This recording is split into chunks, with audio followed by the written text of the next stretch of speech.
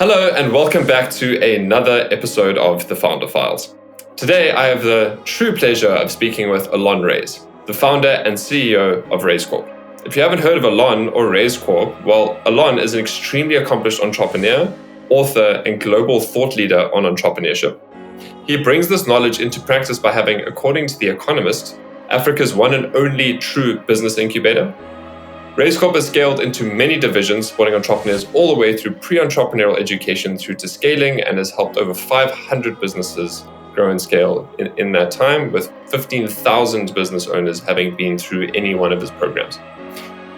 In our conversation, you're going to find out exactly why Raizcorp is the one and only true incubator and how they are different to almost every other incubator out there. We have a bit of a candid conversation around the industry of incubators, without trying to step on people's toes, but we are honest in the process.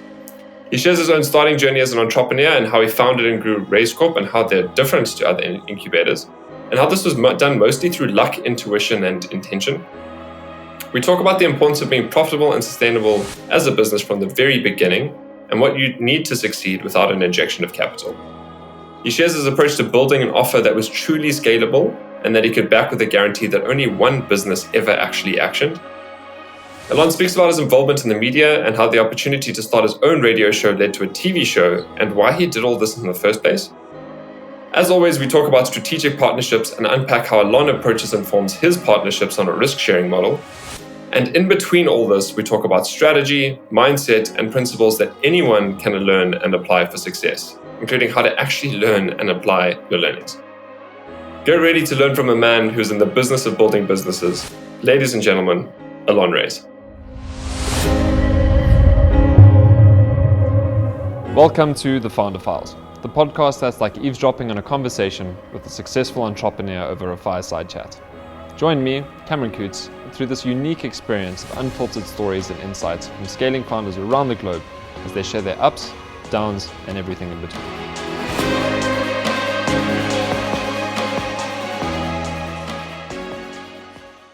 Allon Raiz, welcome to The Founder Files. As a lover of strategy myself and a lover of entrepreneurship, to talk to someone who's in the business of building businesses, I think we're going to get not only your practical insights of how you grew Raizcorp, but maybe some of these principle-based insights that other founders can take about growing their business. So I think this is going to be an awesome conversation, and welcome. I'm very happy to have you here. Very, very excited to be with you, Cameron. What I enjoy about my conversations with you is they are very authentic and you are very, very vulnerable. And that is the mark of, I think, of a great entrepreneur. Thank you very much. Well, I hope you're ready for some vulnerability because I'm going to encourage the same thing from you. So, but I think just to start off in something a bit more practical and less vulnerable, I guess. Can you just explain Raizcorp as a business and how your business model works? So Raizcorp is not one thing anymore. It started off as one thing. It's evolved, but at its core, it's about growing entrepreneurs profitably. That's the essence that all our different divisions do.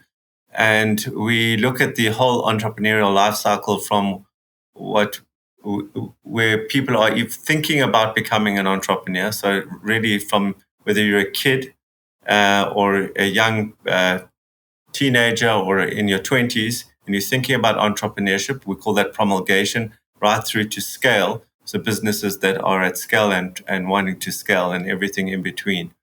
So we've got different divisions that focus on different parts of that journey. So coming back to the kids, we've got Candon, which deals with education, where we put entrepreneurship into curricula. And we own our own school and we put it into other schools as well. And then we've got the incubation, the pre-incubation, the incubation and scale. We also support corporates with intrapreneurial thinking. So we involved in the whole value chain from I haven't even thought of entrepreneurship to I'm at scale and what feels like and everything in between. But very specifically about growing entrepreneurs. Obviously, I think that's fantastic. And I mean, I don't need to say that on a recording. I've said this to your face multiple times. But the one thing I haven't articulated is because with entrepreneurs, it's not just a career, it's an identity. So I think forming that from such early stages and the fact that it's such a lifelong pursuit is incredible, because the amount of support required to be successful just doesn't end. And I think, spoiler alert, I'm going to get into the support that you received, not only as an entrepreneur, but in the strategic partnerships you unlocked as you went along. But Allon, what Raizcorp is most well known for is being Africa's one and true incubator, at least according to The Economist. So I think can we get into that specific point and just talk to me about the incubator model? Because with incubators and accelerators, there's so many different models around equity stakes and pay it first and sponsored by like other corporates or by governments in order to be able to fund it. And for you, yours is truly profitable. So what is that model, and how did you make that work in the first place? Okay, so I think what's important to understand is that I didn't know what I was doing for the first 2 years. Or let me correct that. I didn't know what I was doing for many, many years, and often I wake up and still think I don't know what I'm doing. But in the first couple of years, I didn't know I was called an incubator. So my experience was that I was at a braai and somebody asked me what I do, and I was explaining what I was doing, and they said, that's an incubator. And I hadn't heard the term. And in those days, there was no Google, it was Alta Vista, and I downloaded a document with an external modem. You might not be old enough to remember an external modem, but it was an external modem, downloaded a document called Best Practice in Business Incubation. It was an academic study out of New Zealand, and I had this document, and tick, tick, tick, I was an incubator. But at the bottom of this document, what it shared was that incubators don't make money; they rely on government or academia for survival. And this was around 2000. So in 2000, there was the dot bomb. There was the implosion in the .com space, and many of the incubators around the world imploded with that .com dot bomb, as it was called at the time. And so there was a lot of cynicism and skepticism around incubators at that time. And I was completely oblivious to this. But because I didn't know what I didn't follow any model. And so I'm commercial in the way that I think. So the whole idea was, how do I take entrepreneurs and grow them and make money from them? And that, of course, came in various formats. And so by the time I found out I was an incubator and that incubators don't make money, I was already on a path to profitability. It still took me another 3 years, by the way. It took me 5 years and 2 months to become profitable. And a big part of that, if people ask me, well, now that I know that what I was, would I have done it differently? And I wouldn't have, because what was happening is, in our model at the time, we were taking equity in businesses. This was one part of the model. We were taking equity in businesses. And even that was a random thing. And I'll tell you that story quickly. But as we were making money from it, we were able to take that money and invest in a new business that was not profitable. And so the profitable businesses were effectively funding the unprofitable businesses.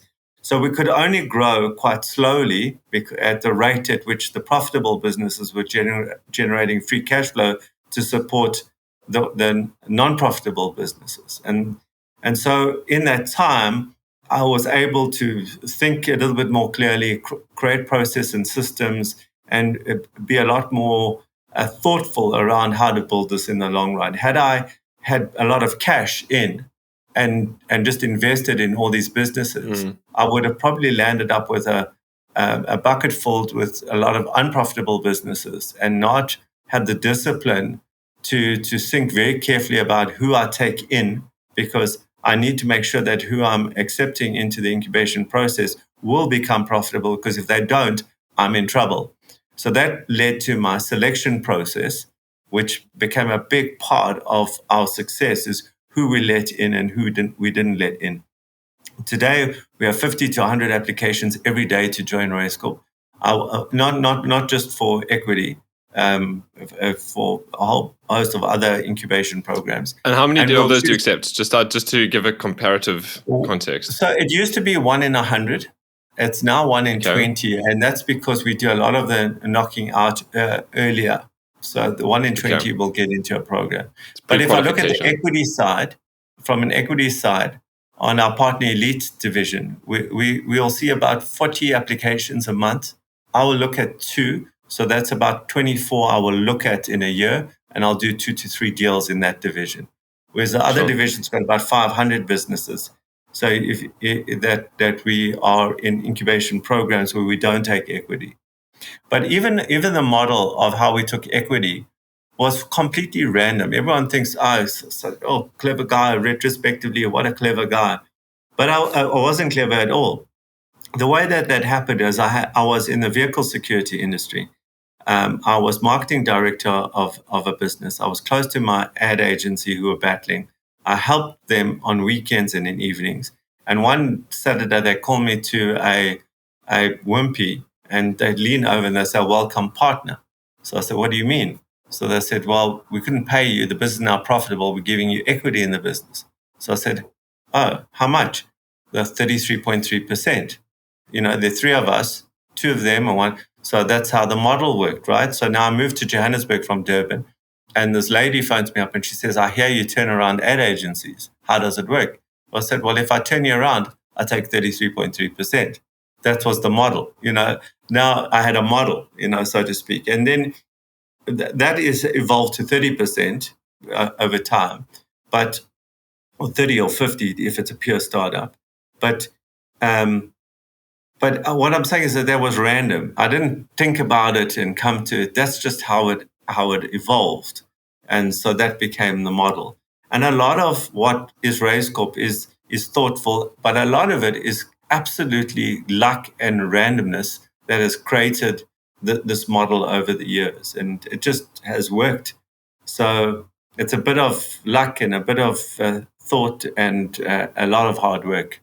So basically, just like any entrepreneur, right? It's you've got this great idea, you've found a model that worked, and you just keep scaling it. But I think, just to summarize, I think the core point of your incubator at the end of the day is that you take a significant portion of equity in exchange for.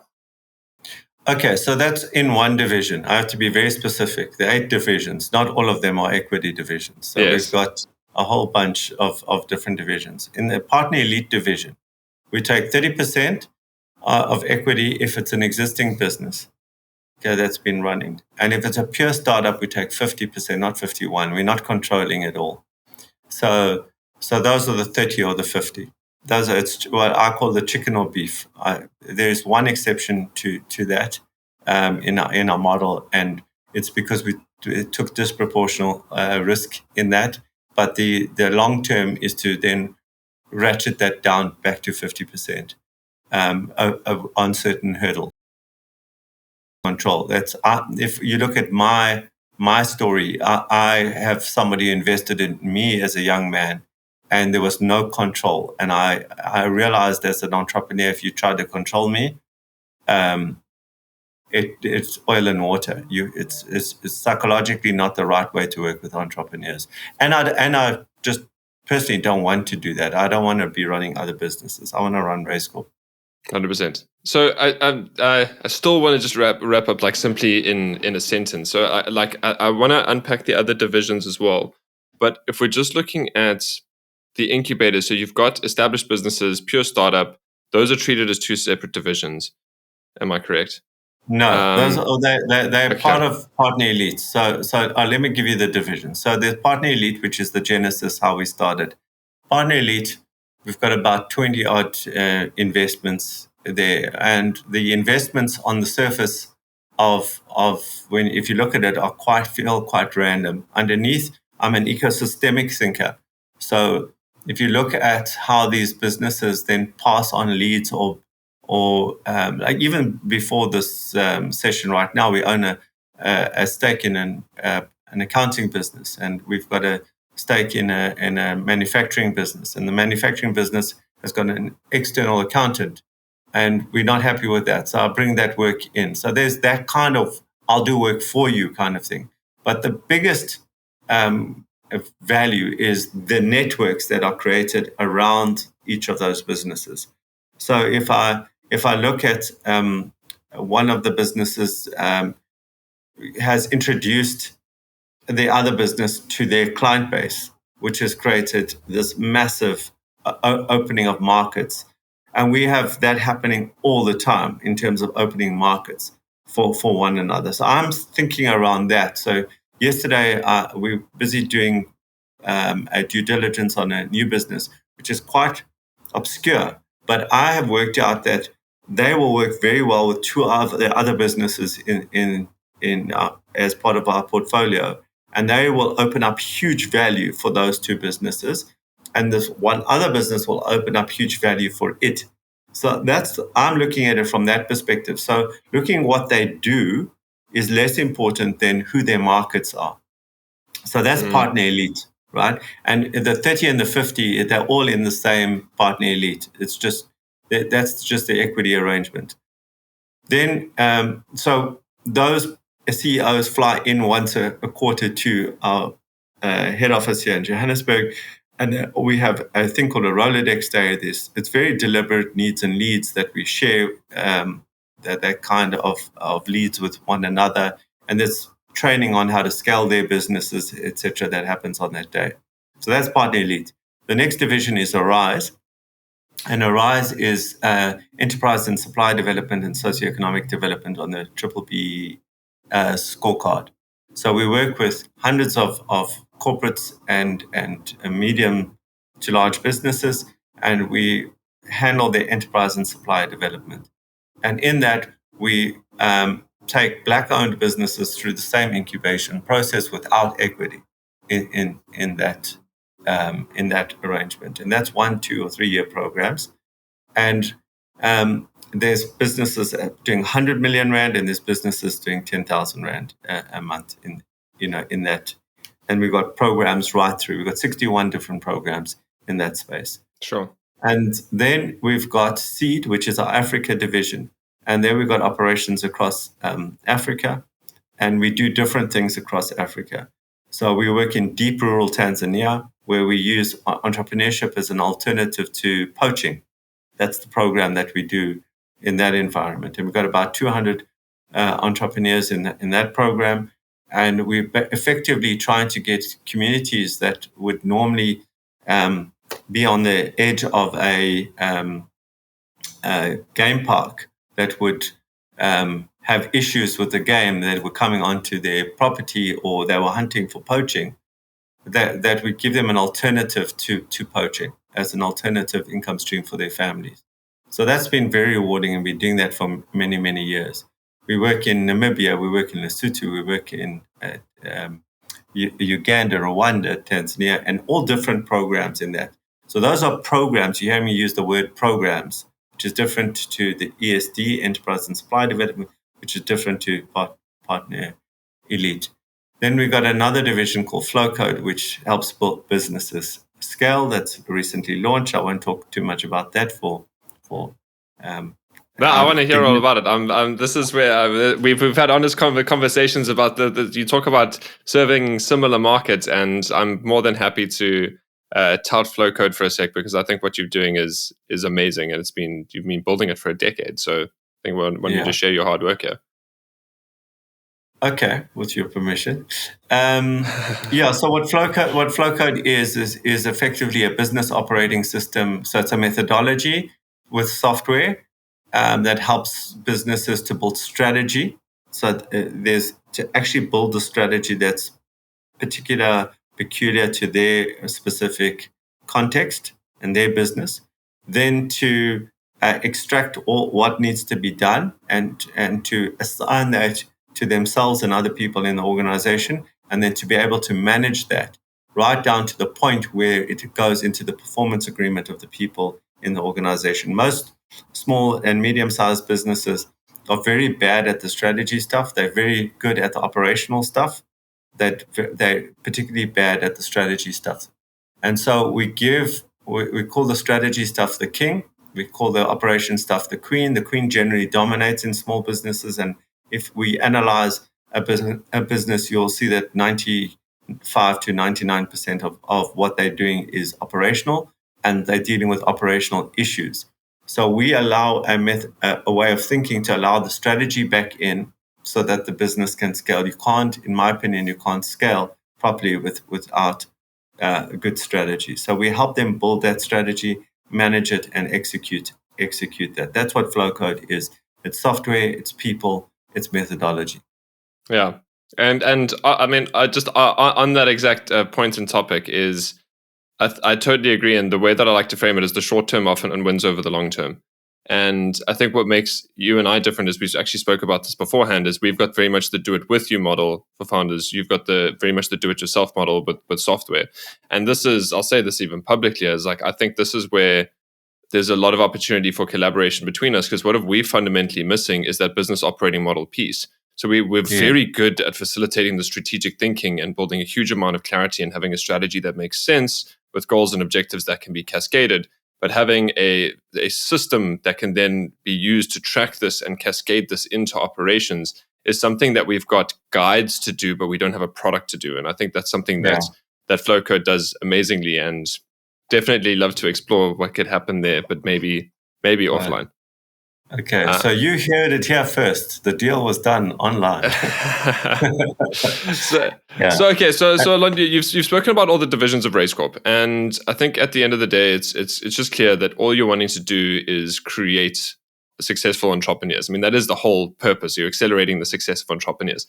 So, and I love the story that you said about Seed in Africa, because especially for governments, you can look at these problems that they're facing with pretty significant issues, and your mindset is always, how can I solve this by empowering and teaching people to be entrepreneurs in their own right? And I think that's incredible, and it's one of those, as Simon Sinek would put, as an infinite game where that will be, more than just your life's work. And I can't wait to see that succeed. Before I go into your actual founding story of Raizcorp, I want to just ask now about the whole incubator model, and specifically yours around profitability. So you mentioned that like most of them aren't profitable in their own right. They need to be funded by other people. And you started yours in 2000. So I just want to understand, it's almost 25 years down the line. A lot of incubators, accelerators operating exactly the same. What would you say they're doing wrong that you think you're doing right, if I could be that blunt with the question? Sure, that's gonna upset people if I say that openly. But I think let me tell you what I see with a lot of where they go wrong. Is first of all, many of the models that they follow, there are particular models that are, and I won't mention names, but there are particular models that big DFIs put out there, and they got so-called experts and consultants to build these models, and let me give you an example of that. Part of that model would be that there would be 3 years of funding. That's okay, fine, no problem. Part of that model would be also that you can only spend a certain amount of the money on infrastructure. The balance has to go into the actual training and the incubation process itself, not into the physical incubator itself. So if you think about that, if I'm an entrepreneur, I want to have an aspirational place I go to, right? So I go to this place which looks like, if I'm a serious entrepreneur, I don't want to go into a place that looks like a funky coffee shop where that's not a serious entrepreneur. A serious entrepreneur's got a different mindset, and so if it's a really way that I've just put a couple of paints and some beanbag and some posters on, and that's the essence of it. To me, that's not an aspirational place for a serious entrepreneur. For a non-serious, it might be where there might be even free beer on Fridays, that kind of thing. So that kind of thing, I think they've missed the opportunity to find the people who are serious, and the serious people are generally the ones that are going to generate the profitability. Okay. And so the model for me, and I'm just giving you one example, but the models that are followed are very often have got flaws in them, major flaws. We were invited by the Mozambican government to run an incubation model that they had bought from one of these DFIs. And we said, we We can't do that. With respect, we got an invitation from the actual minister directly to please participate. And we said we can't under these conditions because this model will never work. And we listed about 22 different things as to why the model would not work. It could not work. You've got structural problems in terms of the model that are being followed. That's number one. Number two, the people who are often running incubators are not commercial at all. So a big part of the work that we do is to make sure that the people running our incubators, and we've got more than 13 currently running at the moment, ourselves, are commercial, that they're commercial and they follow a commercial model. So that's number two. Number three is the selection process, that when you take in everyone into an incubator, well, so if you don't have a proper selection process, and then you're not hiding to nothing, because that means you're actually working with somebody who doesn't have the real potential to become a successful entrepreneur in place of somebody who does. So we far more prudent around who we allow in to that incubation. It's got nothing to do with the state of their business. It's got everything to do with their state of mind, who they are, their characteristics as people. So often we're accused of cherry picking. So you're right. And I always say, you're right, we do cherry pick, but we don't cherry pick the businesses, because we never ask you for a business plan. We don't look at the fund. We don't look at any of that stuff. It's irrelevant to us, because it's all going to be, lies in terms of what it's all predictions, right? But what we are interested in, who are you? How do you think? What drives you? What makes you do this? And why, when it gets tough, will you actually persist and push through? That's far better to predict the success of a business than a document and a checklist of, yes, they've got an income statement and a balance sheet and they're tax compliant and blah, blah, blah, all that BS that means absolutely nothing as a predictor of the future. Allon, immediately what you've said makes me think about a lot of the VC market in Africa. There's complaints currently about liquidity issues. I mean, we're in a VC winter. I mean, all of these things are just facts, like they're measurable trends that they're able to observe. But for me, it's quite simple. And by the way, my full name is Cameron, easier said than done, Coots. But the simple problem that we're just trying to solve is we need to be able to create profitable and sustainable businesses. That's what we need for economic development. That's what we need for socioeconomic development. That's what we need for job security. You name it. I could list so many problems that would just be solved by sustainable and profitable small to medium businesses. And I think the mindset is not around that. It's around valuation and growth. Right. And I think the point is, if it's sustainable and profitable, you're going to get a good valuation. But the other model is potentially questionable. And I'm risking what I'm saying here because I don't know a hell of a lot of what I'm talking about. I know it relatively at a principle level. But I think the point there is that if we're able to prioritize focusing on like exactly what you did, let's get profitable businesses in our portfolio to offset the unprofitable ones, help create a network effect amongst them, because who learns best is entrepreneurs learn from entrepreneurs. All accelerators talk about access to capital, access to markets. The access to markets is often very questionable in terms of what does that actually mean. And the point there is that if you take the naturally collaborative nature of entrepreneurs and bring that open to servicing similar market segments in a way that's non-competitive or even potentially co-opetition, exactly what we just spoke about now with Metavolve and potentially Flowcode. There's so much abundance and opportunity out there that if we can help each other serve the same market, that can unlock a lot. And the problem is it's trying to be unlocked through the same model that's proven to not be worked for almost 3 decades now, maybe longer. And it's still self-funded through DFIs, corporates, and not actually creating a self-funding mechanism that's profitable to begin with. So I think to that point, my opinion of what's going wrong in a bigger picture thing is we're actually just thinking about it wrong.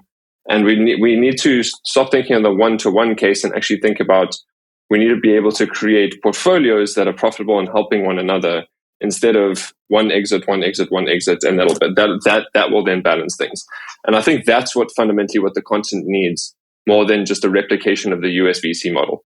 Yeah, and whenever we are very aligned in that thinking. So first of all, that whole, when I often get asked, so what's your exit strategy? I have no exit strategy from my investments. I've been partners with one for 20 years, one for 17 years, one for 9 years, and one who would have come in a year ago, and there's no exit strategy because our model from how we make money is through dividend flow. And when the dividend flow comes in, we reinvest that into a pot, and that pot then becomes part of how we reinvest and how we, cover the expenses from our side. So if they leave, I might have a cash moment where I can cash out my millions in that time and put it back into the pot. But my view is far more long term, because it's better if they're in the ecosystem. Because not only have I got this continuous flow of cash coming in, and it might not have that exit moment, but I've also got the network effect, which you spoke about, because they know other people. And the new person who's coming in also boosts that business to make even more money. So that network effect, and I'm very deliberate about that. And ensuring, yesterday, as I said, we're busy doing a deal now. And this person said, do you have anyone that competes with us? I said, no, they're right next to you. They're sitting right next to you in the value chain, but they don't compete with you. And that was, so I'm plugging those holes in this, very deliberately plugging these holes in the ecosystem, where we've got people who have got access to markets, people who are manufacturing, people who are servicing, and these different markets. And I'm when I meet them, I'm going, where do you fit in here? And if they don't fit, I don't bring them in. Then I've got no strategy. Having said that, I'm also opportunistic as well. So I'm opportunistic in the sense I will look at that, and they'll come to me, and then I'll say, well, how could you fit in? Right? Like I'm more, and it's not like, so it doesn't feel like it fits in naturally, but maybe I'm not looking at this from the right angle. So I would then force myself to find a way for it to fit in. And then I would find a slot if I can. And then if I can't, then I have the discipline to say, sorry, I can't. So what I'm saying to you is that it either has to be natural, or I have to think differently about it. And very often when I think differently about it, I open up another vista of thinking around the whole ecosystem and what is going on in that ecosystem. So I'm almost the invisible hand in that space that's moving things around to making sure that, and then I'm connecting people the whole time. That's my role, is the central connector of that. But after a while, those relationships form naturally, and then once they've formed, then it flows without me, and then they will connect normally. So I that's my role. But you're right in terms of the VC market. The VC market, this whole thing about, moving from one Series A and Series B. The only series I know is what's on Netflix. To me, that whole Series A, Series B, I think has got a place, and I'm not poo-pooing it, but in the African context, I don't think it fits naturally in here. We've got to build our own thing, and I'm far more organic, and I think this kind of thinking is far more powerful. I'm busy working with an incubator in Uganda right now, and I asked them. I said, "How many entrepreneurs have you had through your system over the last?" They've been going for about 8 years. So they said, "I don't know. Maybe the number was 500." So I said, "Okay, and how if you could keep those in an ecosystem and find another way to monetize by adding value to them, what percentage do you think you would be able to keep?" So he said about 5%. Okay. So that's 25 entrepreneurs that have left that because he wasn't thinking about that. Now, if you add that from an annuity perspective, 25 goes to 28, goes to 30, goes to 40, goes to 50, and you've got another annuity basis in your business because you've thought about that not as in here, goodbye, next, but you're thinking about it from an ecosystem. What's your next journey? What's your next journey? And if you were thinking, as we started this, you asked me the question, like, how does Raizcorp work? And I said, I go from the school through to scale. So when you leave this, I'm waiting for you to say, would you like the next stage? And you don't have to say yes. And would you like the next stage? And would you like the next stage?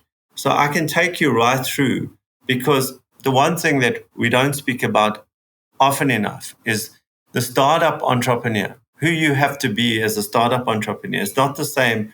I've just had another startup, but it's not the same as somebody who's been doing Raizcorp for 24 years. My role is different in an organization with hundreds of staff. Okay. Mm-hmm. I'm not the same as the guy who knows everything that's going on. I can't. And so I have to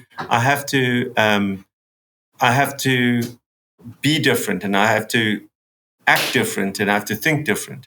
But who teaches you how to do that? So we help them to be different, think different, do different at the next stage. And this is again why we're so aligned in purpose, because our full purpose statement is that we transform highly capable founders into confident and competent business leaders that can accelerate the time it takes to build a great sustainable business. We believe in the same thing, fundamentally. And so, Allon, one other thing I want to bring up that is implicitly obvious, but I really like to make the implicit explicit, is you don't have any LPs. And I think that's also one thing that anyone who's maybe in the VC models listening to this is like, Cameron, your middle name's correct, because definitely easier said than done. Allon's done this without LPs. We've got LPs, and they need returns at the end of the day. And I definitely acknowledge that definitely changes the game and makes things a lot more difficult. So I want to use that as now a segue to get into your founding story in terms of how did you start this thing in the first place without the LPs to give you the capital needed to be able to invest in these businesses? Yeah, so my story goes back to Durban, where I grew up to entrepreneurial parents, and I was groomed to take over their business. And for reasons I won't go into, I left that business and landed up literally sleeping on the streets in Durban. And I always have to add this, not because of drugs. Literally. Okay. Literally sleeping on the streets. Literally on the streets. Literally on the streets. And then landed up working for a friend of mine and turned his business around. It was a retail clothing store, and helped turn that business around. And then I got into the newspaper, into the daily news, for a certain promotion that I was doing. And a dollar billionaire saw the article and phoned up the store and asked to speak to me, and sent a driver to pick me up. And I didn't know who he was. And then he offered to back me, and I didn't believe him, because I didn't understand I didn't understand it at all. I thought, why would a guy do that, back me? And he says, what business would you get into? I said, I don't know. He says, he asked me how much I was earning. I was earning 3,500 Rand at the time net. And he said, I'll pay you 4,500 Rand net. You come up with any business you like and I'll back you. And who does that? So I came back, and John said to me, who was that? And I said, some crazy guy. And I didn't think anything of it. 2 weeks later, he called again and said, why are you still there? And then I realized he was serious. And so I eventually started a business called the New York Sausage Factory, which was a fast food operation retailing hot dogs. Now you see it as Sausage Saloon. But I came up with the initial concept. I had one store in Pinetown, and it was this absolute miserable failure. And as a young person, you always want to, and I suppose even as an older person, you don't want to take, the blame for things like that, because I had a private education, I was funded, I came from a relatively privileged background. So there was I had a mentor, there was no reason I should have failed, but yet I had failed. And so I came to that conclusion at the age of 24, 25 now. I don't know how old I'm, probably 24, 25 at this time. And then I go to him and I say to him, quite dramatically, if it takes me the rest of my life, I'll pay you back. And started walking to the lift. And in this very deep voice, I still remember it like that, this deep voice says, sit down. So it was, sit down. And I said, did I back you or did I back the business? And I said, you backed me. He says, if you walk out that door, you have failed. Okay. But right now, the business has failed. And that distinction between the business failing and you failing was what he was, which I clicked. Okay, the business failed. If I now give up, then I failed. Those were that was. So I said, what would you do if you had to do this again? And I said, I'll change the menu, the venue, the price, etc. He said, okay, I'll back you again, but no money this time. I'm going to put people around you. I'm going to put what I call negative Ned in my book, which is a finance person. I'm going to put negative Ned as your finance mentor. I'm going to put he owned ad agencies as well. So he's going to the CEO of one of the ad agencies. It's going to be your marketing guy. This is going to be your sales guy. This is going to be your admin guy.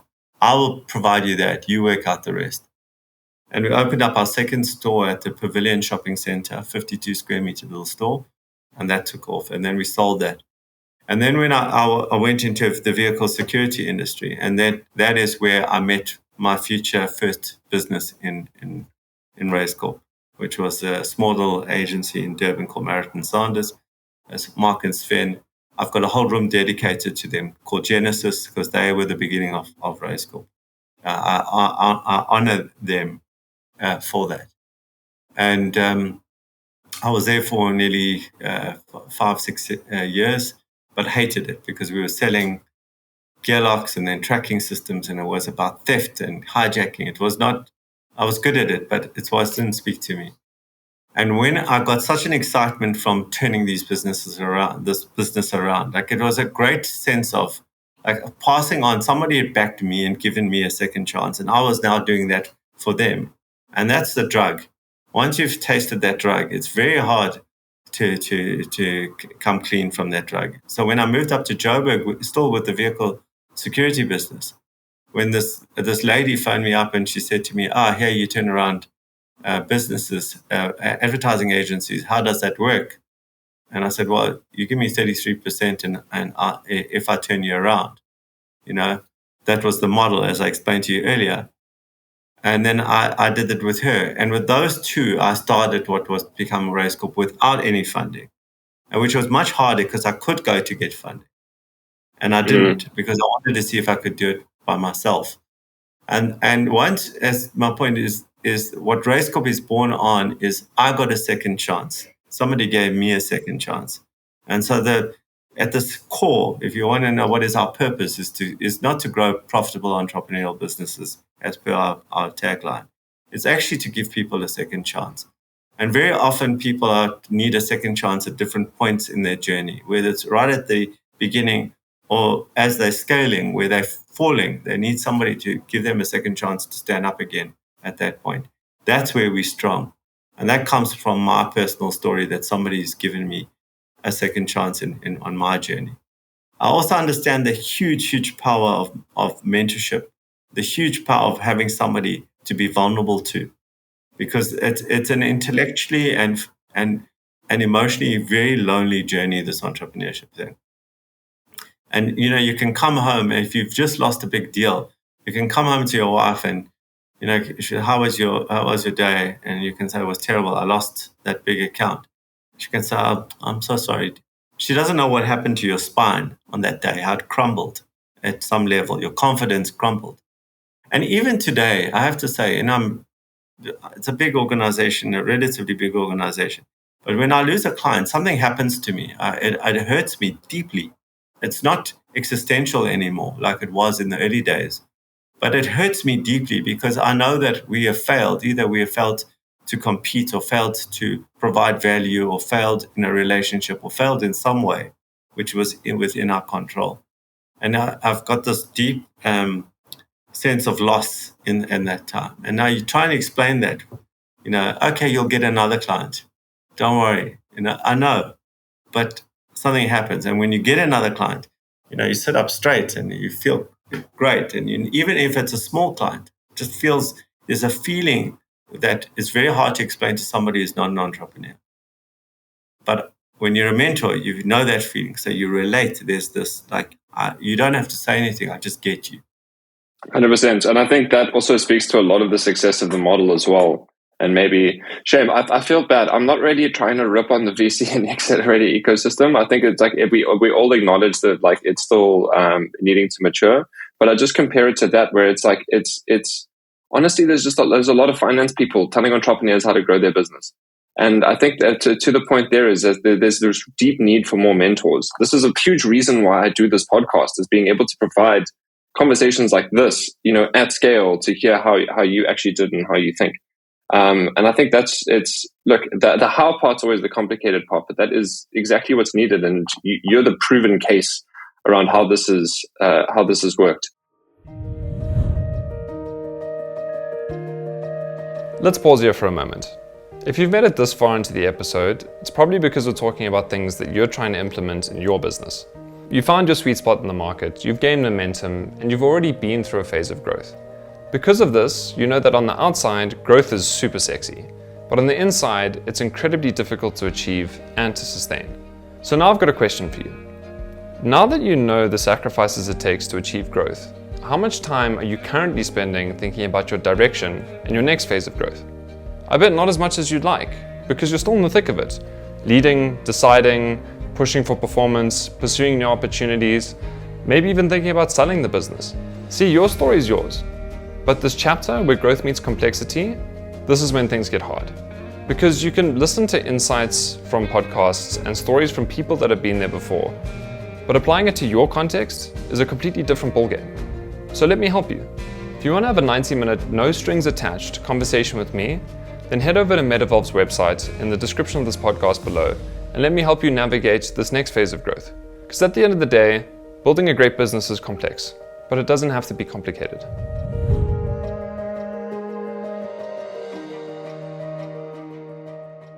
Okay, so Allon, now what I definitely want to know is, how did you start growing Raizcorp? That's how you started it, but immediately from the get-go, it's like, look, it's a recipe for sustainability, but also it screams requiring a lot of patience. So how did you grow this thing? So you had a portfolio of 2. What happened then?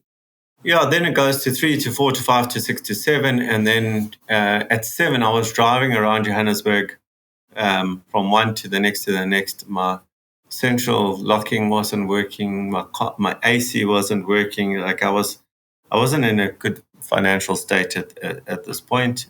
I'd recently just got married, I now was a husband and soon to be a father, and you've got to think differently now. And so I said, why don't we all move under one roof, and we can share the reception, share the boardrooms, share all these things and save money. I thought it was very clever. That model had existed, I just didn't know about it. And that was what was to become Raizcorp. And even the term Raizcorp, it didn't come from what you think. It actually came from there was a conference. I used to play cards on Sunday, poker on Sunday, and one of the guys there worked for Data, and they had brought this thing called Internetics, which was a conference. It was their first one, and they were battling with people. So the guy at the table said, why don't you, or who can come? Because they were trying to get people. So I said, I'll come. But remember, I was the unemployed guy. So he said, you can't come. So I said, no, I want to come. I want to come learn. He said, you can't come. It's only for corporate guys. So he said, you can't come. Anyway, I came. And because they were looking for people, and there when I arrived, the guy's name was Ronnie. I said, Ronnie invited me. And I said, what's the name of your company? And I said, so what's your name? I said, Allon Raiz. And then Ronnie saw me. He came running up to me. And he said to me, what are you doing here? So the lady kept saying, what's the name of your company, sir? So I said, so he says, please say something corporate. So I said, Raizcorp. Okay. And so literally, that's how the name came. And I had this badge. We were a group of companies. We were the 2 ad agencies. We were a group of companies. So what I'm trying to show is that it's all quite random.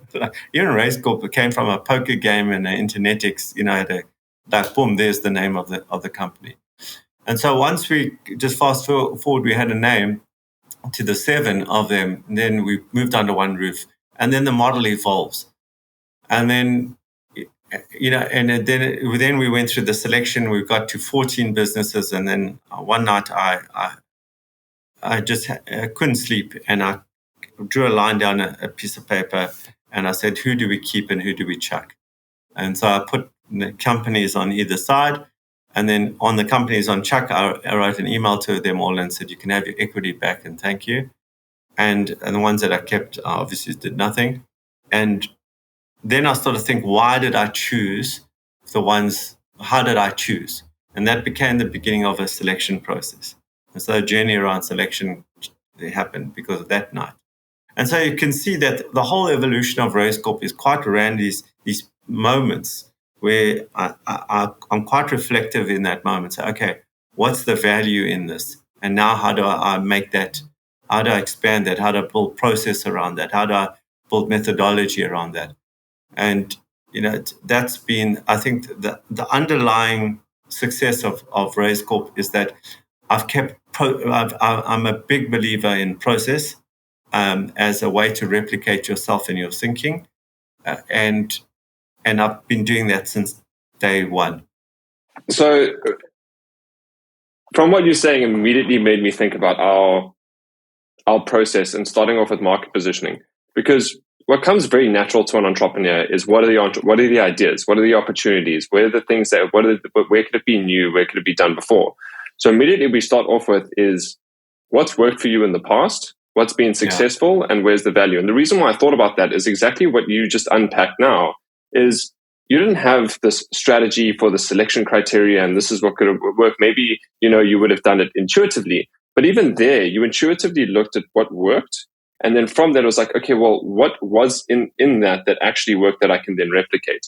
And so the point there is and the reason why I say this is it's got nothing to do with like punting Metavolve at all. It's actually just got to do with the fact that strategy is quite uncomplicated in that sense, that if you just drop all the aspiration and ideation of what you want to do and actually park it in terms of let's focus on the core of what's really working and successful and how do we replicate that, treat that as an absolute cornerstone and make that sustainable. And now you've got the freedom to focus on the ideas and opportunities. You can't do it the other way around. And I think that's that's the point there that you really drove home. What the way that I've also got quite a simplistic way that I work with the businesses, but the way actually I start in a different place, Cameron. I start at margin. I go to look at their margin first, right? So I go and say, okay, that's my entry point into an organization when I work, because margin is it's like a saw. Okay, it's a manifestation of something. So margin is a manifestation. If you've got high margin, it means a lot of things. If you've got low margin, it also means a lot of things. So I enter the business through the place of margin first. So, okay, what is the margin? Very often they don't know their margin. Why are you not achieving the margins that you should be achieving? Okay, so I don't have a USP. I don't have anything special. My costs are too high. I can go from in there. I go all around. That's my entry point. And then I look to the annuity side to build what can we build out from an annuity perspective. And there's also a subset of what that thinking is. So the positioning, what I'm saying is that we're saying the same thing. I'm entering that conversation from margin. You're entering it from positioning. And positioning, if you position, you'll get higher margin, right? Right. If you position correctly, you will invariably land up with higher margin. So we're looking at it at the same thing from two different sides. Yeah. I just into the question. My question is, what's your margin? And your question is, what's positioning? But we're asking the same thing in a weird way. And that strategy is we're looking at the same thing with different questions from different sides. Because if you position, you get margin. If I'm asking about margin, I'm going to get to positioning. Interesting. I'm going to park that because now I've just I had the idea. And if anyone in the audience is listening to this and might be curious about this, maybe we could have a whole another podcast episode of just discussing our approach towards strategy and methodologies, because immediately I want to deep dive into that. But this is not the point of the conversation. But fascinating. I like that. And definitely, yeah, we know this is not our last conversation, but now I've definitely got a point that I want to bring up next time. Okay, so you gave the story of how the name came about, like just like so many typical traits of an entrepreneur, kind of getting off the ground in the first place. You've now removed a couple companies that aren't working. You've developed your selection criteria for the ones that are. What happens next? Like, what was the thing that you applied that started unlocking growth? Now to properly define the value proposition. Because what happens now is that you've got to, so in the beginning, it's about me, right? It's about Allon Raiz. It's about my relationships, etc. But when you're meeting somebody new who doesn't know me, it's not about, do you know who I am? You know, like, and very often it's also about, look at my past success. When you get to, well, this is what the value I'm going to provide you, and this is what we're going to then guarantee you back. Because together with that, what followed shortly after the value proposition was the guarantee. Okay, so what's the guarantee that I will give for that? So, and if I don't, what, you can get your equity back or whatever the case may be. So I have to be very, very certain, if I'm going to be successful, that the value proposition is not BS, that it actually works. Okay, I'm selected you correctly. Okay, so now I've taken responsibility. Now I put you into a methodology, whether it's the Metavolve methodology or the Raizcorp methodology or Partner Elite methodology, where you put you in a methodology, and then you put your money where your mouth is in that, which is the next statement. And it's a crisis point for you as the entrepreneurs, is to put yourself in that crisis point. And I remember when I went to my partner, who came into the business a little later, I said, I want to provide a guarantee. And he said, wow. I said, well, look at our actual success. It's worth it. Because we're not, it's not going to be like 50% of this we're going to give back. We're not going to, we are able to substantiate this guarantee. And in all the years, we missed our guarantee with one company.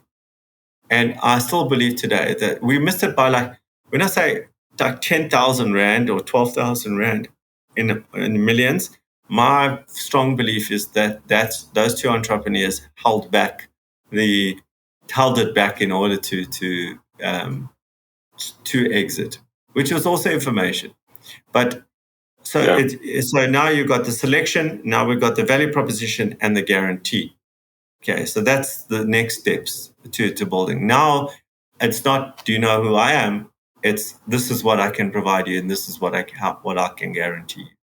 That sounds pretty much like the exact same formula of Alex Hormozi's $100 million offers book, that you've just been encapsulated and put into your own experience. Shout out to Alex. I don't think you're going to listen to this podcast, but anyone who wants to follow the same model that Allon did, go check out that book. It's fantastic. Or just do what Allon just said he did. So Allon, now you've got the guarantee, you've got the value prop, and it's kind of, and the reason why I gave a shout out to Hormozi's book there is because his whole tagline is presenting your customers with an offer they feel stupid saying no to. And I think you kind of got to the same point there, and that's what was able to unlock the growth. And this is the next point around, you had the quality that's proven, right? You've got the impact, you've got the track record, you've got the guarantee to be able to back that. And now you're now starting to form a reputation. Tell me about how this grew. And besides word of mouth and referrals, because that would have been probably one of the most powerful parts of your growth throughout, I was going to say just in the early days, but probably still now for sure. But how did that reputation start to take a life of its own and help you grow? So once again, it's all quite random. I met when I moved to Johannesburg, I had a meeting at one of the hotels in Sandton, and in the lobby, I bumped into one of my old school teachers who happened to, his name's Ian Mann, who you might know his name. He became a consultant, but he used to or still does write for the Sunday Times, and used to do book reviews. And he used to, read books, specifically business books, and then review them for the Sunday Times. And he did that part of his journey. And he said something to me in the lobby that changed everything for me.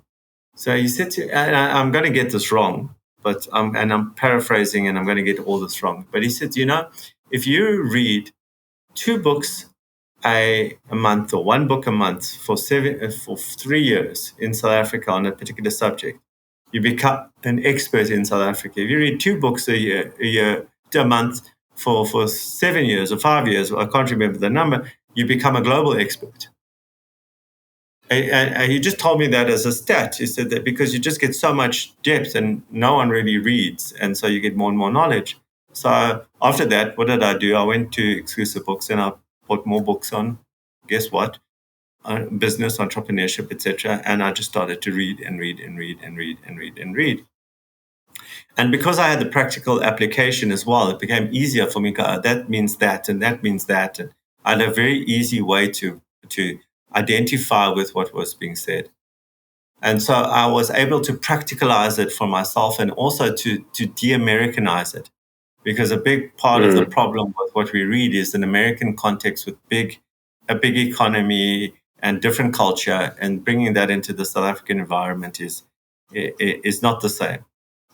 So I then was driving, and it happened to be entrepreneurship month, and I was still technically broke, insolvent at this time.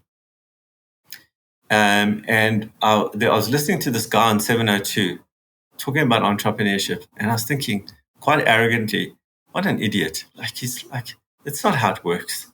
That's not how it works. And I'm a very strong visualizer, so I do that every morning. I've got what I call a shower routine. Every morning I visualize for the last 25 years. That's what I do every day for 25 years. So anyway, I come to work, and I'm at work, and the phone rings, and this lady says, "Would you like to go onto Radio 2000?" Because it was this entrepreneurship week, and they heard about Raizcorp. So I said, "Yeah." So I go on, and they said, "Okay, you have to get there by 12 o'clock."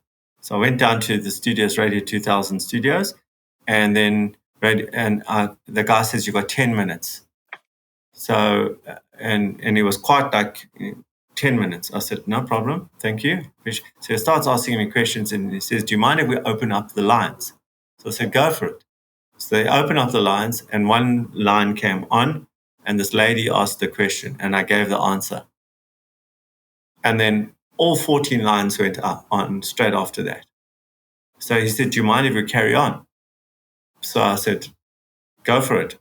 So I spent the whole hour just answering all these questions, as those 14 lines with lights were on the whole way through. And I just worked through one, through the next, to the next. So he said, "Thank you" at the end, and he said, "Could you hold for a minute?" So I said, "Sure." He went off, came back after a few minutes, and he said, "Would you like your own radio show?" So I said, "Yes," and we're going to call it Raising Entrepreneurs. I already knew what I was going to call it. And so I had the first entrepreneurship radio show for 4 years on Radio 2000, for 4 years after that. And then the TV picked that up. And so it was all luck. Can you see? It was not, I wasn't deliberate. I just was prepared. You know the cliche about being prepared. But I knew even what I was going to call the show. Raising Entrepreneurs, obviously a play on my word and on my name. And then it moved to a TV show called Rise Mzansi. And then it became another TV show, and so on and so forth. So that was the whole media side, that evolved, and that evolved to writing and yeah. So once again, not deliberate, but very deliberate at the same time. Very intentful, but not deliberate as to, I didn't say, I'm going to phone up, can I have my own radio show? Yeah, so that was very intentional. That was the exact word I was going to use. And I just want to take a step back to your points about reading, because I'm guilty of this as well. As a lover of learning and of knowledge, I have done a lot of reading for the sake of reading and the sake of learning. But what I've found in my own experience is the fact that when I'm reading a book to try to solve a specific problem, or I'm reading after the fact that I've already got some kind of momentum and practical experience and knowledge, then that learning becomes so much more valuable. And I think the point there in your story is, when did you essentially really become a student of entrepreneurship instead of just an entrepreneur? And that was already after the fact that you'd established yourself and you had the capacity to really learn. And I think that's an important point and distinction for many people, is that there's so much information out there that's borderline overwhelming. And the point there is, it's find the right information, but almost better, like, to your models, like find the mentors, find the right people that can essentially unlock the growth, because their intuition, to try and replace that through what you can read through books or on the internet, would take you years, where they're able to just get it in short bursts. So finding a mentor to help you get some kind of growth first, and then making deep knowledge your own right afterwards, I think is a huge lesson from your story that I'm taking away. And I just wanted to highlight for other people, because learning is extremely valuable, but you gotta figure it out first, and you should use the support of other people to figure it out before going deep in your own right, once you can be at the bleeding edge of what you're doing. Cameron, the one thing that I do is I don't read, I sip. And what I mean by that is that I always read with one of these, I always read with a book to write, and I'm a box ticker.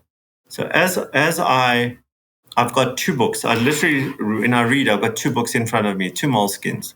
One is sort of the day to day, and the other is the lessons that I want to learn. So one is what I have to do, and the one is like, geez, this was a great saying, or a great way to think about it. And in my will, I've left those books, the second books, to my kids.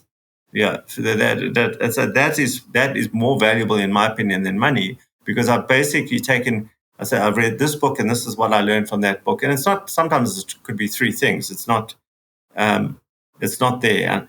It's not like pages and pages. Sometimes it is, sometimes it's not. And then on the other book, there's this tick box. And so, okay, I've got to do this, I've got to do that. And I sip the book. And then I go in the next day or straight afterwards, and I go implement. And that's my strength, is I'm an implementer. I learn, I practicalize, and then I go, how do I use this? And I go and I push it through the business. So Raizcorp is these layered with all these learnings that I've implemented. Some unsuccessfully, many unsuccessfully, and many successfully. And the accumulation of that, the net positive of that, is what's created Raizcorp. But it's not to read books. I sip books for execution. So that's motivated a very shameless plug for Metavolve, because there's one thing about what we do that I'm very proud of. And our model is weekly 2-hour workshops and sessions, very structured, facilitated to get through a strategy program. So you're not necessarily drinking through the fire hose, and it takes a longer period of time to get through. But the point of, we finish every workshop with 4 questions. What went well? What could have gone better? Because obviously the 2 ones we want to get feedback. But the important ones, to your point, is exactly the 2 books you have, is what have you learned, or what's been reinforced for you? And the 4th one is, moving forward, what are you going to be thinking about or doing differently? And so that's the exact thing, is like, how is it that you can take, and this is a huge problem with, I think, a lot of entrepreneurs, is that it's not about the ideation. It's not about the shower thoughts. It's not about like the conversations and, thinking about everything here. It's about the lack of reflection and capturing that information and making a decision of what to actually do with that. And I think that's hugely impactful in any form of learning or process of improvement. Yeah. So, okay, help me out. Where are we on the journey now? Because I was going to just go through my memory to everything you've unpacked, but what's next? Now we've started to scale, and then other opportunities present, and it's all around whatever presents. But the one thing that I think is important to mention is, one thing I got right up front was to understand what are Raizcorp's core competencies. And for me, there's a big distinction between what I call critical competencies and core competencies. So critical competencies are the ability to sell, the sales competency, your marketing competency, and distribution, which is how you get where you distribute your value proposition. So how it's distributed. So whether it's on the internet or branches or through retailers or wholesalers or whatever is, where does it go? That's the distribution. So the three critical competencies are there, and you can't use them. The reason I split them out is because I don't want to reuse them as core competencies. So I wouldn't ever say our core competency is the ability to sell, because that's a critical competency. You can't name one global company that isn't good at selling, good at marketing, and good at distribution. And when I say distribution, I'm not talking logistics. I'm talking, you can't name one. By default, they have to have them. So I take those out, and then I go to the core competencies, which is either 3 or 4, not 2, not 5, 3 or 4. And so what are Raizcorp's core competencies? So I build that out. And then every time I get an opportunity, I go, do my core competencies align? Can I leverage my core competencies with this opportunity? If the answer is no, then I don't do it. It's very simple. It's a great way of saying yes or no to everything, because strategy is the art of decision making, right? So how do I make the decision when this presents? And so it becomes a very neat and simple way for me to make a decision, because I'm just presented with opportunities all along. So when somebody says, can you build something from Tanzania around, something to solve and give alternatives to poaching? So, okay, what are my core competencies? Can I use those? Yes, I can. Okay, fine. Yes, I'll pursue it. But if somebody comes to me before and you continue, what are those 4 competencies? It is our 4 core competencies are entrepreneurial selection, entrepreneurial learning, entrepreneurial guiding or mentorship, okay, and efficacy, okay, with the ability to measure those things. Those are our 4 core competencies. So in everything that we do, we use those 4 core competencies. Each one of them, by default, have got a department. So I've got an efficacy department, I've got a selection department, a learning department, a guiding department. Okay, heads of department. So I've got that. So that means I can execute through those. So my question, always is when I'm presented with an opportunity, can I leverage? And so all I spend my day doing when I'm not taking advantage of an opportunity is I'm building core competency. I'm building depth there. So I know what to do every day. If I'm not busy, I'm building depth. If I'm busy, I'm executing on strategy. But I'm always busy doing one of the two. So I've got a very simple. I'm quite simplistic in the way that I operate. I once watched a video about one of the biggest steak restaurant owners in America, and he's in true American style. He said, "Listen, I'm not a clever guy. All I know is that I have to have the best steak in town, and that's all I work on. Is this the best steak in town, right? And when my competition come and they've got a better steak, well, I'm not the best steak in town, so I need to make the best steak in town. So that's my focus point. I want the best steak in town. And how I do that is I live to make the best steak in town, and that's it. And that's his whole thing. It's simple, right?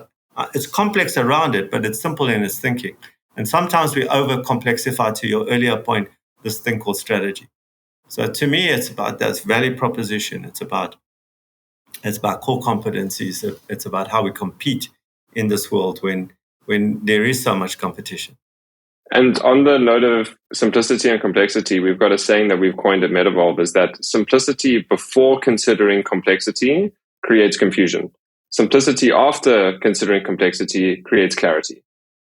Yes. I love that. Yeah. Thought you would. Okay, so so we mentioned the core competencies, and I also now remembered where we were in the story. Is you now are fully in the media, right? So now you're really launching this in terms of not just brand, but being able to educate, practically answer questions. It's not just like, and I think this is another thing is there's so much talking at, not necessarily about talking with. And I think that's something that you did in your approach towards media and the brand that built. So I think it's so, and also coming from Metavolve is that we've got a lot of content. I mean, we create the founder files.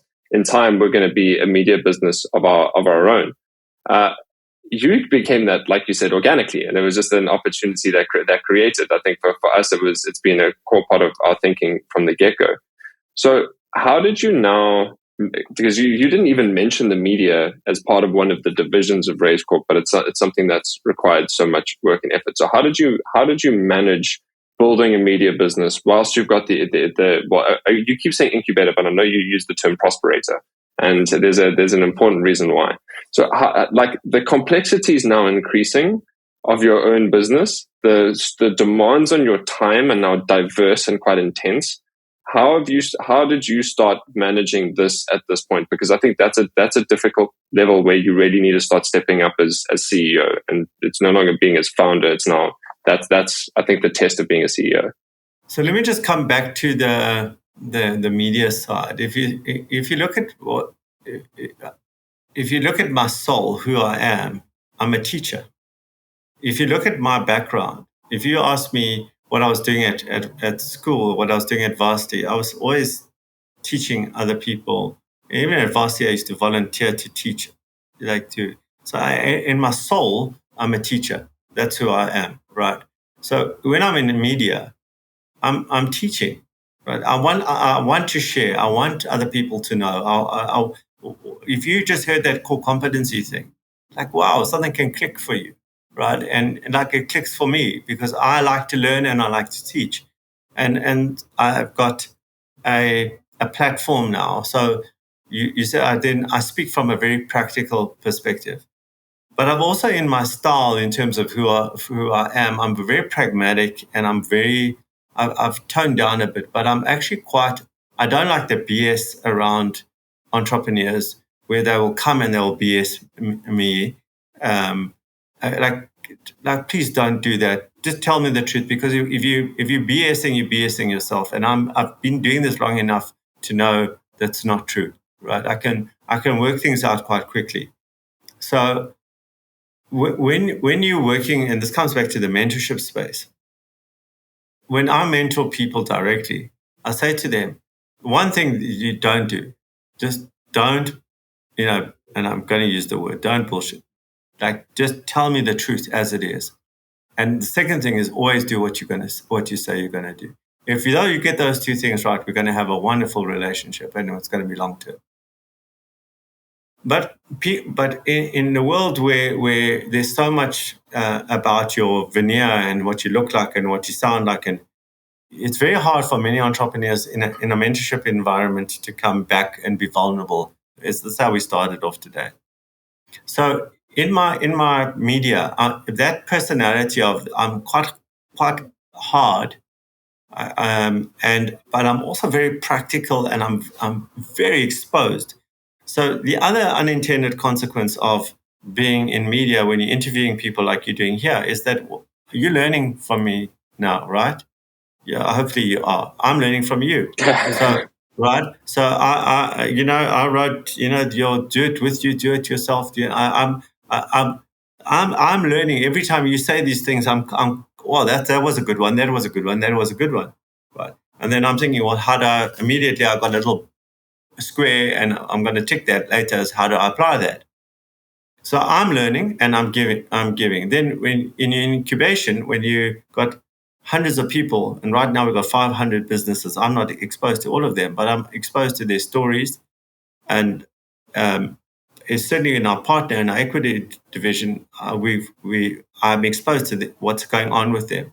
So I'm hugely exposed and learning the whole time. So I can talk to you about what is LoRaWAN because I'm involved in an IoT business, Internet of Things business. So I know about LoRaWAN. I didn't know about LoRaWAN before. I'm involved in a chocolate business. So I know about how chocolate is really, really made, and what the issues about making chocolate is and what the right temperature is. I didn't know that 2 years ago. Now I know that. So this the being in the media exposes you to learn more, and you can't get this virtuous cycle, okay? That flywheel effect. And so now I'm more exposed. I've learned from you now, so I'm more knowledgeable, and so that's what's happened. But you have to put yourself in there and be able to fail in that space. And yeah, so that's the. So you ask how I handle it. I don't see it as media. I see it as fulfilling my soul's purpose, which is to teach, and my payment is to learn. I get to learn, and from that learning, I build a successful business. So that's because I've learned, okay, and the things that you've taught me, and I have learned from you, and we've been to dinner, and you've said certain things, and I write them down afterwards, and I come back and I think about them, and then the following day I'm starting to implement, not to compete with you in that sense, because I learned from that. There's a damn good way of thinking about something. So how do I apply that in my business? So that's my reward for learning is the application. Yeah, and I definitely resonate with that. I'm glad that there's something you could learn from me as well. But Allon, I think this is massive credit to you, and I think if anyone wants to be successful, it's just these principles that I've learned because I've just emulated from people like yourself that I look up to and that I love to interact with, because you never stop learning, and it's just that openness towards learning and perspective is, I think, invaluable, because that's the only way that one can keep growing. Because I think the moment that you stop learning is the moment you stop growing, and the only time that you stop learning is if you actually believe that you've got no more left to learn, and then your growth will really stop. And that's a mindset and perspective problem. But immediately from what you've been saying now is quite naturally what I do with the podcast is that at the end of the episode, I'll always summarize what are the key lessons that I'm taking away from this. But I think what I'm going to start doing better from this time is how am I actually going to apply this now, right? And I think that's the missing piece. And I do that very much when I read things, but now engaging in all of these amazing conversations and learnings, and I take and embed the learning. And I just realized that's maybe why I'm quite a philosophically orientated person, because I embed the lessons, but don't actually think to myself, I'm going to apply them, and I just find the opportunity to apply them. So I'm going to fix that.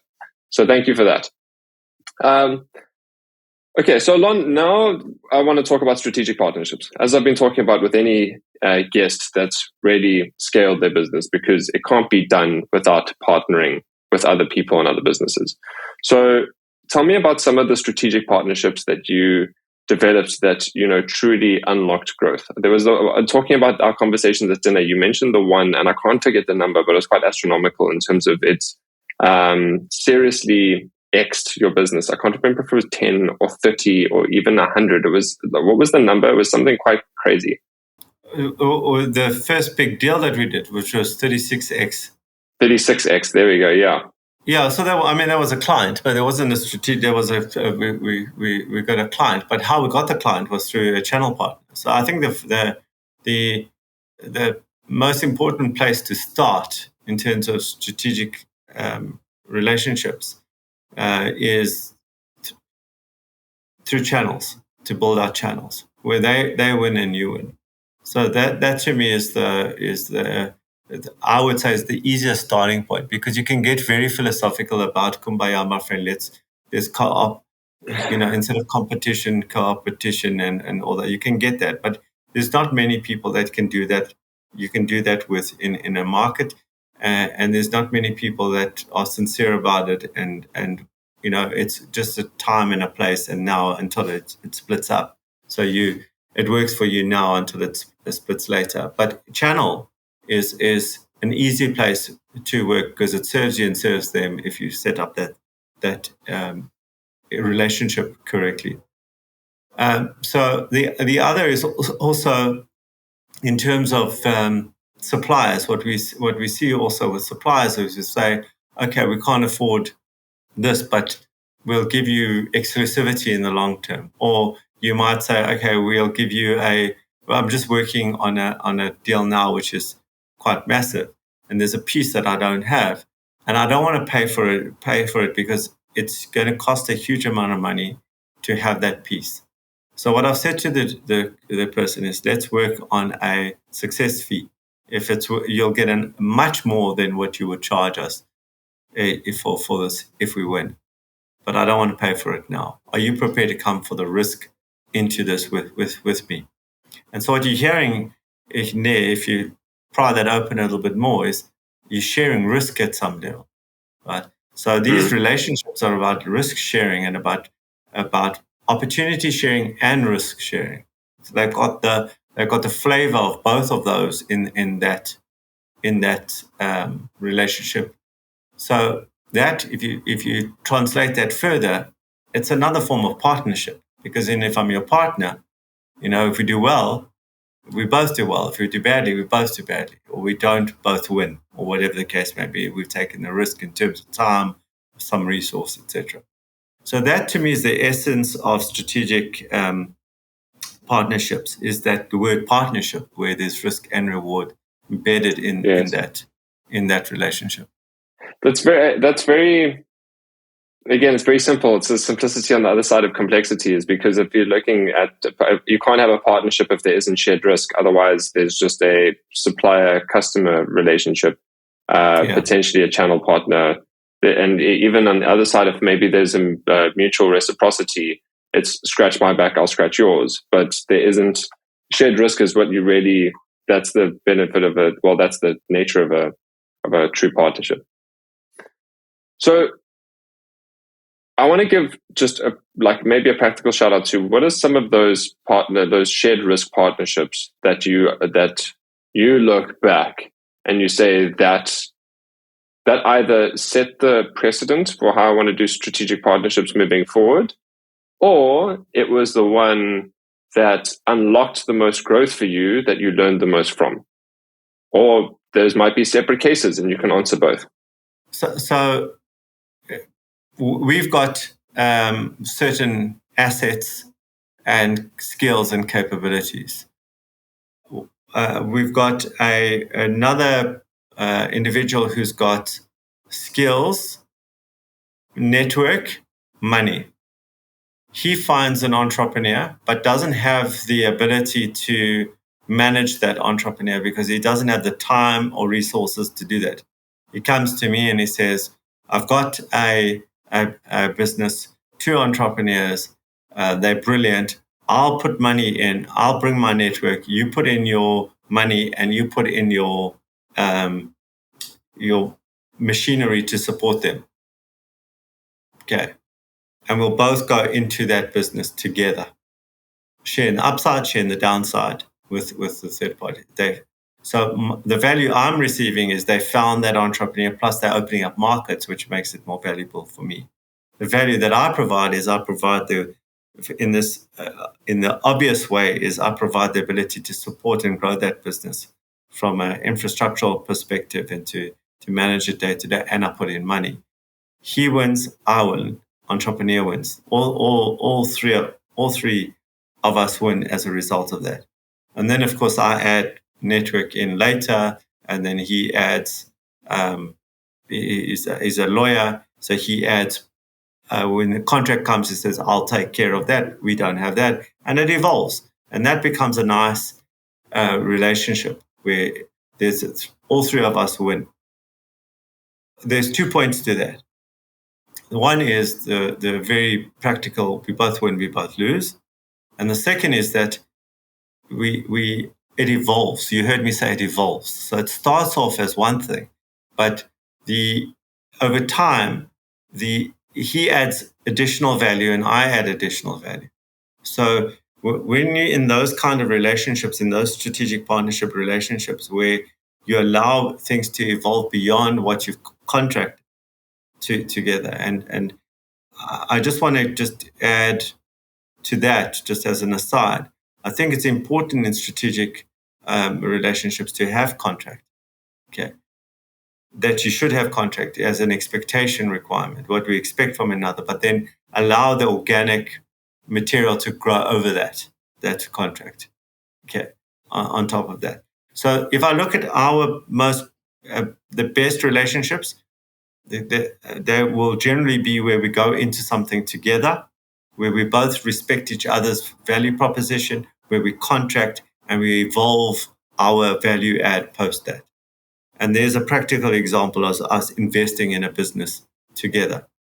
Or it could be we go into a project together. You do this piece, we do that piece. We both share an upside. We both know exactly what's going to happen. The money flows like this. On our side, we get X. On your side, you get Y. This is the definition of it, and that evolves. And when the next deal comes through, we both go into the same similar thing. We trust each other. We work together before. Let's go. But it's got that flavor of it's organic, it's structured, and there is very definitive upside and downside. And I think there's maybe a third thing I'd put in there that you didn't, again, would have been implicit to, but maybe not explicit, is the fact that we stuck to our core competencies. They stuck to theirs. Yes. And the reason why I think that's worth mentioning is because it's very entrepreneurial for someone who's like, if an opportunity comes along and someone says, can you do this? And they're like, yeah, we can. And then they go, it's like, okay, guys, how are we going to figure out how we're going to do this? Right. But for you, and you were very deliberate about strategic partnership. Is like, that's not our game. That's not our specialization. It's a big reason why we're coming to you in the first place. And it's a big reason about why we choose the strategic partners that we have, because we're going to stick to our core competencies, and that's it. Who can help us add value to the market that we're trying to add value at the same time without saying yes to too many things. Because the reality is you could have. Right. I think you've got enough scale, you've got enough success, you've got enough resources that you could build that in your own. And I think it requires a bit of focus and discipline to stick to those core competencies. So I actually just want to ask that now. And I think this will be the last question, unfortunately, because we are out of time. Because I'm a huge fan of focus. I mean, it's a reason why we do strategy. So how do you maintain that focus that you have around those core competencies, and not just saying yes to things, yes to any opportunity, or yes to building things that you could? Through two things, discipline and the consequence of non-discipline. So what I'm saying about that is that I have got 100% track record of every time I lack discipline, I get hurt. Every time I go out there and I don't use those core competencies. So I've now become, over the years, I've become more of a believer in why you should stick to your core competencies.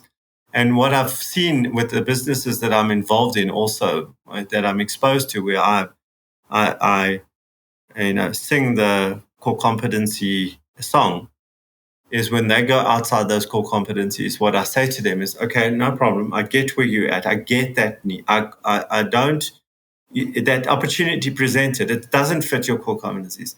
So let's maybe relook at the core competencies. And so do we have to redefine these to incorporate that? Okay. And are you going to then, the next time something comes, we're going to have to redefine it every time? Like so I keep bringing it back to, okay, no problem, because we're still growing and those core competencies could be incorrect and they could be too tightly defined. So can we open up the definition of that? And so then bring that in. So I'll give you an example of that. We got a business that is, so in the eventing space, it's predominantly in the music events, not musicals, but different concerts, and where music is the predominant thing. So now we've moved into food as well. So when the food opportunity presented, we had to redefine now the core competence and remove the word music and redefine what that thing is to broaden the market. Okay. But then I asked the question, now we're going to go and throw 21st parties and weddings and, and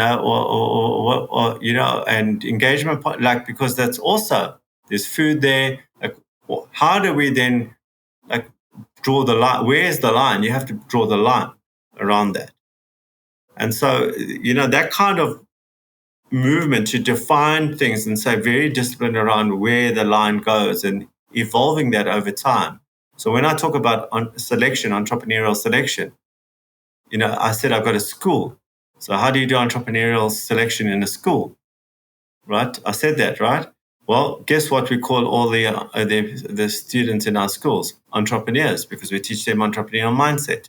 Okay. And they're called entrepreneurs. So now the thing talks to the other. We now have broadened that to selecting the students, how we select them for entrepreneurial mindset. We include that. So now that's a great example of how I've broadened the concept of entrepreneurial selection. And I think that, that's incredibly important because people do the first step, I think, well, but not necessarily the second step. Because what's the opportunity? How do we put music and food together? But what they don't do well is take the perspective and a step back, and the discipline is, what is this new line that we've now created? And the reason why I think that's not done well, the consequence of not doing that well, is let that go on for a couple of years, and now no one in the business really understands what the business is anymore, right? Yeah. And that's when there's an immense lack of clarity.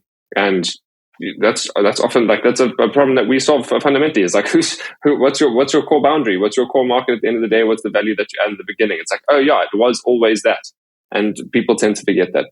But Allon, I think that's a great moment to end the conversation off. I think just to look at you now, and we've looked a lot at the past, and thank you for sharing all of your wisdom and your lessons with us. I mean, there's so much more that we could get into, and if you want to, Allon's got 2 books that you can read. So much more. I mean, there's even topics about giving up that we wanted to bring in that we didn't even get into, but there's a whole book on that. But I think now I'm looking up and looking towards the future. What would you say the next 6 to 18 months look like for Allon and for Raizcorp?